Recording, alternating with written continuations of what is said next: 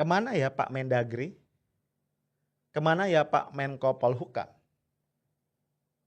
Kenapa tidak ada suara dari mereka? Padahal mereka termasuk orang yang sangat bertanggung jawab mengenai kondisi keamanan dalam negara kita. Kenapa tidak ada yang bicara?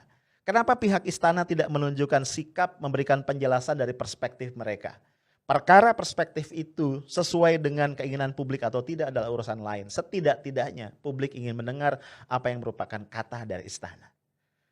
Nah, terkait dengan notes ini juga, yang paling mengganggu gue adalah mengapa tidak ada sedikit pun suara dari Pak Prabowo Subianto, Menteri Pertahanan kita. Menurut gue, Pak Prabowo punya hutang untuk memberikan statement. Kenapa? Jangan lupa Pak, ini gue ngomong langsung sama Pak Prabowo. Pak Prabowo tidak boleh lupa bahwa Habib Rizik Syihab adalah salah satu tanda kutip pemegang saham yang memungkinkan Bapak maju nyapres di tahun 2019 yang lalu. Dan publik tidak pernah lupa begitu banyak jejak digital, betapa Pak Prabowo begitu akrab, dekat, hangat dengan Habib Rizik Syihab. Ya. Bagaimana Pak Prabowo misalnya mengatakan dengan berapi-api bahwa Bapak sendiri yang akan menjemput Habib Rizik Syihab dari Mekah kalau Bapak menang sebagai presiden. Dan yang lebih mengganggu perasaan gue adalah Pak Prabowo bilang ketika Bapak memutuskan untuk masuk ke kabinet, menjadi Menteri Pertahanan di kabinet Pak Presiden Jokowi. Alasannya Bapak mengatakan apa?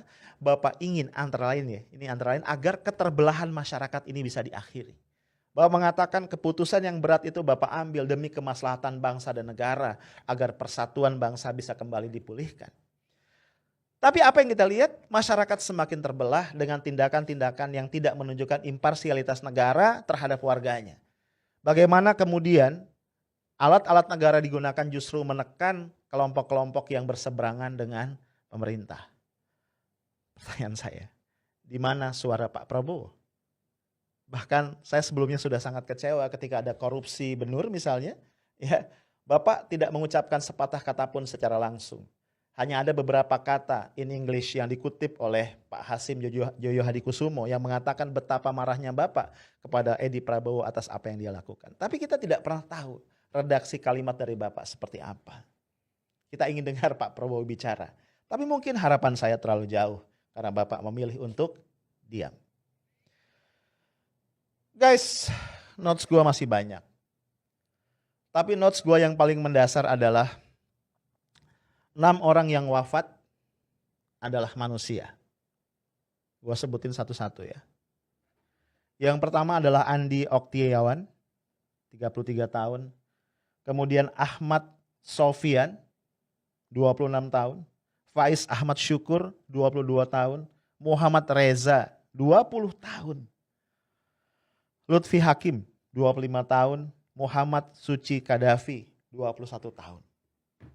Guys, 6 orang anak muda yang harusnya masih punya masa depan yang panjang dan cerah. 6 orang anak muda yang hanya mencoba untuk mengekspresikan kecintaan mereka kepada pemimpin yang mereka percaya. Habib Rizik Syihab.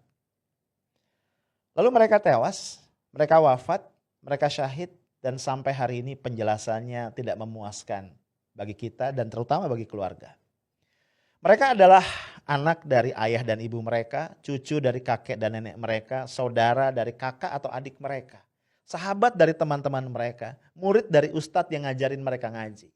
Mereka adalah manusia yang punya keluarga, punya sahabat, punya orang-orang yang mencintai. Gue cuma ingin mengatakan, mengingatkan kepada pihak-pihak yang menjadi pelaku tindakan zalim ini, kepada pihak-pihak yang mencoba untuk menyembunyikan fakta, kepada pihak-pihak yang mencoba untuk merekayasa.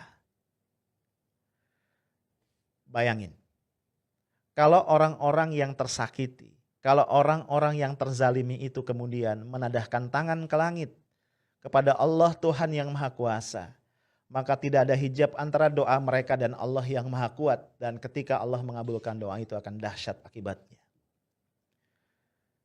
Gue jarang mengutip ayat, mengutip hadis, mengutip dalil karena gue bukan ustadz. Cuman gue tahu ada sebuah hadis yang mengatakan bagi Allah Subhanahu wa Ta'ala, ketika ada seorang beriman itu tertumpah darahnya dengan cara yang tidak hak, adalah lebih ringan jika dunia dan seisinya ini hancur ketimbang itu terjadi. Gua tahu ada sebuah hadis yang mengatakan bahwa neraka jahanam adalah tempat kembali yang layak bagi mereka yang menumpahkan darah orang yang beriman. Gue cuma ingin mengatakan, hati-hati. Kita bisa merekayasa sesuatu di dunia, tapi keadilan Tuhan tidak akan pernah bisa kita abaikan. Sekali lagi kita sampaikan duka cita mendalam atas 6 orang yang wafat ini. Semoga Allah berikan tempat terbaik bagi mereka. Dan semoga Allah segera kuatkan kebenaran dan bangsa ini menemukan jalan keselamatan. Stay tough, smart and professional. Assalamualaikum warahmatullahi wabarakatuh.